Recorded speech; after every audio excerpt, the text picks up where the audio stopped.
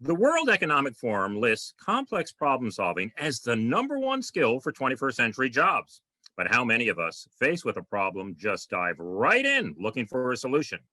My next guest says there's a better way, and that's taking a moment to reframe the problem presented to you and determine whether it, in fact, is the right problem to be working on. He is Thomas Wedell-Wedellsborg, the author of What's Your Problem? To solve your toughest problems, change the problems you solve. Welcome to the Business of Giving, Thomas. Fantastic. Thank you, Denver, for bringing me on. You have previously written a book about innovation. What prompted you to now write a book about problem solving? Through that work, actually, with a lot of companies around the world, I noticed that when you look at problem solving in general, there's really two parts to it. There's the solving part, and we're pretty good at that. But then there is this big missing piece, which is the problem finding part. That's what it's called in the academia. Basically, the idea of making sure you're solving the right problem before you jump into action. I just noticed big missing gap with most people, most leaders, even really talented ones. 85% of the companies I asked told me that this is something they didn't master. They lost a lot of money on it. And I found even people who are good at it, they actually don't know why. It's like tacit knowledge for them. And that's what really led me to try to put together a simple guide for how to get better at solving the right problems. Yeah, you really teach yourself a lot when you do something like that, because it might have even been tasked with you, but then when you actually have to go through the process of explaining it, you become far more intentional and deliberate and say, why do I do the things that I did? And it gets you thinking along those lines. Yeah, it is interesting to consider how much of the knowledge we have is like you hope to sit next to somebody who knows how and then learn it by osmosis. And you know, I think we can do better than that for this, at least. For the purpose of this book, Thomas, how do you define a problem? Very basically, when you have a goal that you don't know how to reach. And that can apply to everything from you're managing a factory and the output is like there's things going wrong. We need to get it back to baseline. It can be stuff like, oh, we want to be #1 in this area, but we don't really know how, or in this market. Or it can even be like at home. How do I get through a happy Thanksgiving dinner with my family or whatever like holiday where you're forced to spend extended time with your extended family, that type of stuff. So really it's like you have some sense that things could be better here, but you don't know how to get there. So there can be challenges too and goals and all those different types of things, a desired state in which you want to reach. Give us a little history of reframing. Is this a relatively new idea, or has it been around in one form or another for quite some time? That was so fascinating to me that most management books try to introduce some new concept that you've never heard of before. This has been around for more than 100 years. Einstein talks about it, Peter Drucker. The first research into this starts surfacing so there's been maybe 50 years of research on this now, all pointing to the fact that this is as important as brainstorming or other things, like just the basic skill of solving the right problems. And yet still, we're not very good at it. There's something here where the knowledge we have from the academic world hasn't really filtered into the real world, if you will, at least in a way where you can use it in practice. Well, they probably have tried to make it so complicated for us that only they have access to it. True. That's actually one of the problems I found, that we have some frameworks out there, but either they require you to take a 3-month education, become like a colored belt or whatever, or they're just so cumbersome that you kind of like, oh, here's a list of 500 questions you need to ask. Nobody has time for that on a Wednesday afternoon. It has to be simple. It has to be practical. Thomas, how is reframing different from analyzing a problem? I think that's really at the heart of this method. When you go in and you say, you know what, let me share an example. That's almost the easiest way to explain it. There's this example I have in the book, the slow elevator problem. And the problem, great example. Yeah, it's just so simple. It's like, I'll explain this now and you'll remember it forever and you can retell it to everybody. You are the owner of an apartment building or an office building or whatever. And people in the building, the tenants, they are complaining about the elevator that is slow. Now, you will notice here, if you think of the problem as the elevator being slow and you delve into analyzing that, then you start asking, how do we make the elevator faster? What makes it slow?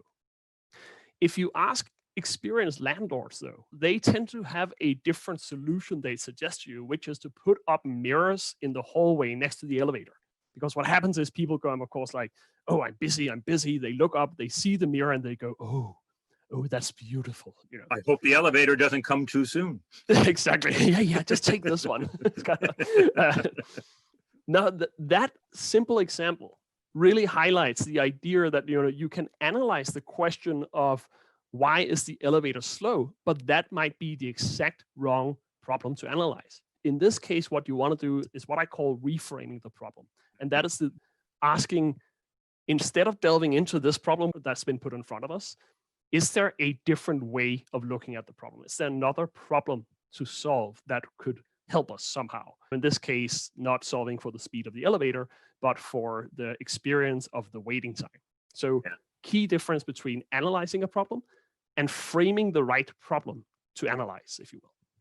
Yeah. And I would imagine it's getting even worse now with the urgency of time, that when a problem is presented to you, you just dive right in. You don't even take that moment, that pause to think about it. You just start because of all the outside pressures and things. Well, you present in the book 5 strategies for what you just talked about, reframing. Give us a brief overview of those. Well, it's really the second you have stated what the problem is, say the elevator is slow, then you try to question that problem. And the strategies that I've come up with, they're really based on the recognition that not all questions you can ask are equally good at surfacing new angles on a problem. And so the 5 strategies I've arrived at, I'll riff them off here, we can delve deeper. They are really ways to approach a problem that'll often help you find new angles on it based on the experience I've had working with companies all over the world and working on real world problems, what actually works. So in brief, here's the rodeo version of it. First, look outside the frame. Ask what's missing. Instead of focusing on the speed of the elevator, ask, is this problem really about the speed at all? Or is there anything else that we're not considering here? So you're zooming out, in other words, instead of zooming in. Exactly. We tend to zoom in or delve in. Better to zoom out to start with. Rethinking the goal. What does success really look like here? Is success a faster elevator, or might success be happy tenants, or at least distracted tenants, if you will? Examining bright spots. That's the third strategy. Going in and saying, when don't we have the problem? You might discover that, oh, actually, this is just a problem with the elevator at 12 o'clock when everybody goes to lunch because we have the same lunch times in the entire building. So the second you look at bright spots, meaning positive exceptions, you might start getting new insights into the problem. 4th strategy, looking in the mirror, asking what is my role in creating this problem? We tend to think that problems are caused by other people and we're the innocent victims. Not true. We often have some stake in a problem, in creating a problem ourselves. And finally, a basic thing that's harder than it sounds, which is to take the other people's perspective. Like, whoever is involved in this problem, genuinely try to step into their shoes and think about, are they really just unreasonable idiots? Or might there be something else going on? Sometimes the answer is one, but okay.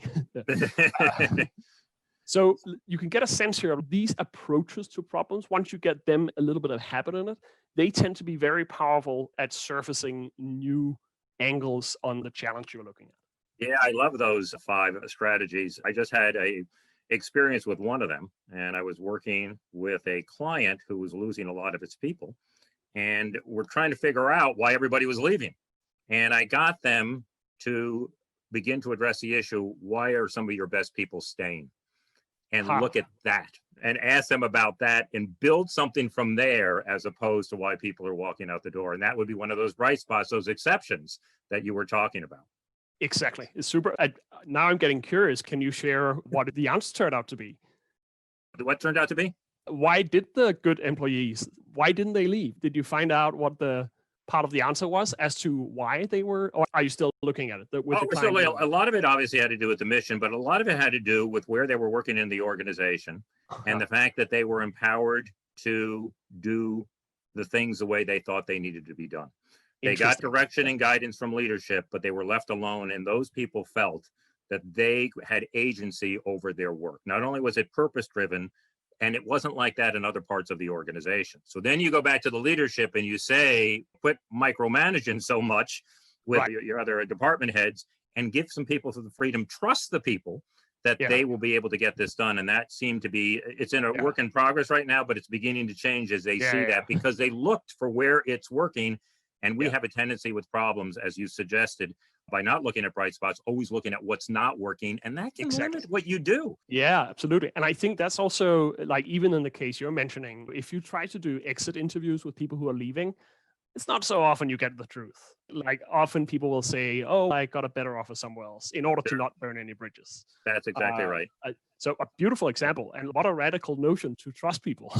Yeah. It's the exception, not the rule. Well, let's take those 5 frames and apply them to another example you cite in the book, which is America's shelter dog problem. It was such a potent story when I ran into it, and it comes from this woman called Lori Weise that I have been following her work in this space. So a brief introduction to the problem. When you look at shelter dogs in the US, there's a lot of dogs in the US, and so we actually have a lot of dogs ending up in shelters, and we don't have enough people adopting. And so for decades, shelters have had a surplus of adoptable dogs, and there's a lot of volunteer efforts and so on. There's a lot of advertising for it, but we're not really moving the needle on it properly. Every year, we need extra homes for more than 1 million extra dogs, not to mention cats and other pets and so on. Now, what I found fascinating was, when you think about this problem, how do we get more people to adopt? That's really a problem we've tried to solve for a long time. We made some headway. We've done some advertising. I'm sure if you ever Google this, your Facebook feed will be filled with pictures of sad dogs asking for donations and what have we. Lori was a powerful example, both of a bright spot and of somebody who went in and she rethought the goal of what she was trying to do. So she had a sense that there's something off, because when you looked at the data in this industry, 30% of the dogs that enter a shelter, they're what's called owner surrenders. And an owner surrender, that's a dog that is handed over by their family deliberately. The owner comes in and says, here, take my dog. Yeah. Now, as you can imagine, if you work in this space, maybe in the shelter or as a volunteer, you don't like those people. You're like, how can you give up a dog? Heartless. Yeah. Totally heartless. Like, do you think it's just a toy you throw away? No. What kind of person are you? Exactly.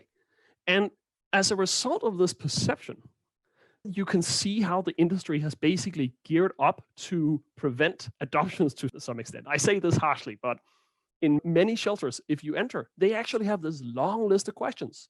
You have to give references to your employee, to your vet, to your landlord, what have you. All of which is intended to protect the dogs against being adopted by a bad owner. And clearly, like, we're thinking there's a lot of bad owners because of these numbers we're looking at. What was so fascinating with Lori was she had a sense there's something off there. So she did a small experiment. She had one of her people stand at a shelter. And whenever a family came in to hand over their dog, she would basically ask them first, wait, if you could, would you like to keep your dog? And first revelation there, 75% of them said yes. They would not. They did not want to get rid of their dog. They were in tears. Second insight, when she started asking them, wait, why do you think you have to hand over your dog today? It turned out not to be a people problem. It turned out to be around money. Typically, a family they were moving into a new building, and the landlord required $150 deposit to house the dog. And there's just no way they could get that money. If you look at the statistics, sadly, in the US, I think it's 40% of all families that would struggle to find $400 in an emergency. That's right. So these were people who loved their dogs, but were also so poor that they didn't necessarily quite know how they'd feed their kids at the end of the day. And once she had that insight, she actually found that it was cheaper to help the family solve that problem or put it down a deposit than it was for them to help the dogs the other way, namely to pay for them being in the shelters and so on. So she turned out, by rethinking this problem, by going in and saying, wait, are we focusing on the right thing here? She turned out basically a solution that not only allowed these families to keep their dogs, but also reduced the cost of helping dogs in this industry from, I think it was from $85 per dog to $60 per dog. So an amazing impact for solving a problem. And this is so fascinating to me. That wasn't solved in a technological way. Yeah, that's the first thing you think. Some kind of app has come along to do this, but that's not the case. This could have been done in 1955. Absolutely. And you see here, this is what I love about the way we think about problems. We're so anchored in solutions. So exactly as you say, people are very rapid. They jump ahead and say, well, hey, we should build an app for this. Mhm. Instead of going in and saying, wait, what's actually the problem here? And can we rethink what's really going on? Can we step away from that way we're thinking about it? And through that, find a better, in this case, non-technological solution to it. Yeah. And we don't do a lot of that, because when I think about a lot of our intractable problems, there always seems to be a doubling down on trying to get through them. Whereas if they've been going on for decades and more money and more people and more resources haven't made a difference, boy, that's a zoom out moment to be able to say, maybe we should try something a little bit different. We don't do much of that. Yeah, that's one of the reasons I think this skill is so important, because if you do this, if you reframe the problem early enough, then you have a chance of stopping yourself and redirecting yourself before people fall in love with the solution, or before we have committed to something and then have to double down, because if not, we're going to look like idiots for committing to it in the first place. So there's so many dynamics that I think could be better if we could just teach. Can we please teach everybody to take that simple step in the beginning of saying, wait a second, is there a better problem to solve here? What are we really looking at? I think then we can make a very big difference. And you say if we reframe it early enough. So the question I have for you is, reframing something that you do at the very outset, or is this an iterative process that you do all the way along? It is exactly iterative, and for two reasons. One is, of course, that you can't expect to get the perfect analysis initially. This is like we know from the world of startups and design thinking and so on. You have to combine acting and thinking in order to get it right. You reframe, then you go out and work a little bit on the problem, then you step back and say, given what we did this week, did we learn something new about the problem? Like Lori's story, which I just shared, she used a small experiment to start to understand what the problem was. But there's another more interesting reason, and that is that problems mutate. We have this sense sometimes that, like, oh no, the problem is the problem, and we just have to solve it. That's true for the problems we encounter in school, like what's the length of this triangle if blah, blah, blah. But real world problems, they change over time. And so I preach that reframing isn't like step one in the process. It is a mindset, and it is something that you always have in the back of your mind, keeping an eye on, are our customers changing, are our markets changing, our competitors, like what's changing here in this space? Always having a sense of how the problem might evolve. So absolutely iterative. Yeah, don't get too locked in. Now, this is another problem I have, or people have, and that's going to be that of time. Because again, we're in this just do it culture. My boss has told me to get this thing solved, and she comes back to me and I tell her I'm reframing it. How long does this take? Critical question, right? Because if you try to convince your boss that you have to take a vacation, go off into the mountains, think these thoughts, good luck with that. Like, I think that's one of the key contributions that I'm making. You can do this in 5 to 10 minutes. You can do this as part of a normal afternoon meeting. You can do it as part of a client conversation, if you will. And that's so crucial, because the second this becomes a too cumbersome process, you don't get it done. So the essence of this is basically to say, hey, what's the problem?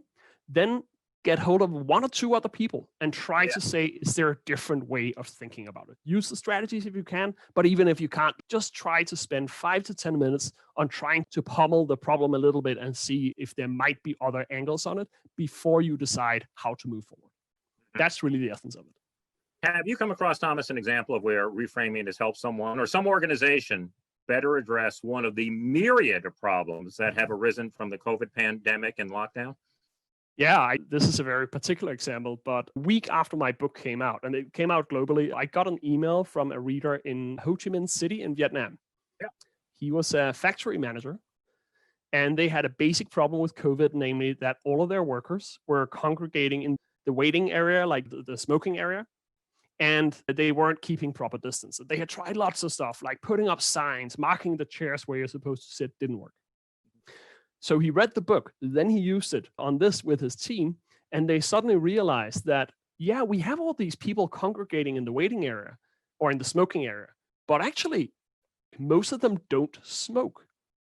And suddenly they realized that people were using the smoking area as a break area as well, because the other break area was too far away to make it on a normal break. Mhm. So a very simple recognition that, oh, now I see what's going on. And what they ended up doing was to move the smoking area further away. So people could use that break area. So the smokers could go smoke, but they had to walk a little extra. And actually, some of them started smoking less, which is a positive side benefit. Yeah. So did that example change the entire world? No. But I love it because it highlights that it's not just about the really big problems we face. It is equally just about getting those small things right. Imagine a scenario in which everybody in a company has the ability to go in and do that, to fix those small daily problems. So we get, whether it's COVID or whatever challenges we're facing, so we get that right. That's, I think, what an idea that gives me hope. Yeah. Speaking about walking, you got me thinking about walking to the smoke area. Why we have to walk so far to get our bags at an airport. That's an example that a fellow reframing thinker uses quite a lot. The book's called Invisible Solutions. And the story he describes in that is exactly that. That is often about making people wait less at the conveyor belt.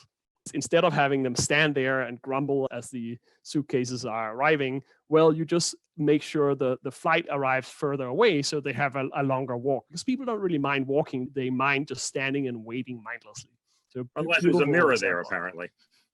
Yeah, exactly. we should put up mirrors there too. Okay, what happens when reframing doesn't work? Let's say you try to do it, you end up right where you were at the very beginning. Is there anything you can do? And conversely, Thomas, what if it works too well and all of a sudden I have 10 options to choose from? Speak about those two things. Right. Let's take them in inverse order and say, first, sometimes you have that experience where you start with one problem, you reframe, and now you have 10 problems. Yeah. That can feel a bit frustrating. Now, that's okay. Frustration is a natural part of solving problems. Roger Martin, who's written a lot about this, also emphasizes that good problem solvers have the ability to remain frustrated instead of just seeking a quick solution. What you want to do there is to try to keep an eye out for specific framings. And my experience has been, you want to look for framings that are simple, surprising, or significant if true. Like, first of all, look always for simple solutions, because the really good ones, they tend to be fairly non-complex. Like the story I told you about Lori and the dogs, it was just about keeping those dogs with their first family. It wasn't like a very high-tech kind of problem or solution. Exactly. Mm-hmm. You want to look for surprising things, because what happened when I run this workshop with people, they work through real world problems. And sometimes you get literally this visceral feeling of surprise. Oh, I hadn't thought about that. That tends to be a sign you want to investigate that framing further, because, well, effectively, you've somehow broken a mental model you have around your problem. That's where the surprise comes from. Finally, you may want to check out if there's a specific framing, even if you don't really believe in it, if it happens to be very impactful, if true, then you may want to look at it, because you could be wrong about your assumptions about the problem. So simple, surprising, or significant if true. That's the three indicators I tend to look for. Well, I'll give you a real world problem. Oh, yeah, and please. That is that there's probably people out there who hate their boss. Tell us a story about the man who hated his boss. Oh, yeah, it's amazing. This is a real world story from Robert Sternberg, who's a creativity researcher. And the story is, there's this leader. He works in the auto industry and he hates his boss. He loves his job, hates his boss. And so one day he says, okay, enough. He goes to a headhunter and he asks the headhunter to find him a new job in the industry. Headhunter says, no problem. This should be easy. There's a great demand at the moment. That same evening, though, the leader talks to his wife, who happens to be a bit of an expert in reframing. And together they come up with a more powerful solution. So the next day, the leader goes back to the headhunter and he gives the headhunter his boss's CV and says, can you find a job for this guy? And according to Sternberg, what ended up happening was the boss accepted that job, not knowing he had been poked a little bit with it. And the leader ended up getting the boss's job in the end. So absolutely brilliant. Yeah, such a beautiful example. I'm sure none of your listeners have bad bosses, but here's a hint if you do. Finally, Thomas, I think anybody listening to this is going to say, yeah, reframing a problem, that makes an awful lot of sense. So the question I have for you is, why haven't more companies, more organizations been doing this for years and years? Really, I think it comes back to time. And that myth, that famous saying that people always quote it to me, and it's a horrible saying. So I'll warn you before I share it, but it's this thing that's purportedly attributed to Einstein. He never said it, but Right. this thing about if I had an hour, I would spend 55 minutes thinking about the problems and 5 minutes solving it. That's a horrible idea. That is basically what we call paralysis by analysis. Right. And we have this notion that problem diagnosis has to take a lot of time. Mhm. The second you buy into that, you'll never get it done. Like maybe for the really big strategic problems, but otherwise just doesn't happen because nobody has the time. So the central thing to get into here with this method is to realize, no, you don't need an hour. You can actually start with 5 minutes and talk to 2 other people, and that can help you move forward. So there's a bigger story behind it, but I think that's the central reason. We haven't taught people how to do this as part of their everyday lives. That's the point of your book, to democratize reframing, right? Exactly. When I started out writing it, what I basically set out as my vision was I'd like to try to upgrade the entire world's ability to do this. This is not just for CEOs or the top leaders or whatever. This is something everybody can use. And I think it's somebody everybody should use. We all have problems. And if we could get just 10% better at doing this, I think we could make a tremendous difference. Tell us about your website, Thomas, and what visitors will find if they go there. Well, How to Reframe, it's called. And there's, of course, a little bit about the book and the framework, but there's also some free tools. There are some checklists they can download. There's a research guide. If you're really into all the academic research behind it, you can read much more about it there. It's basically just a little bit of a sampler to give you a sense of whether it might be an idea to grab hold of the book.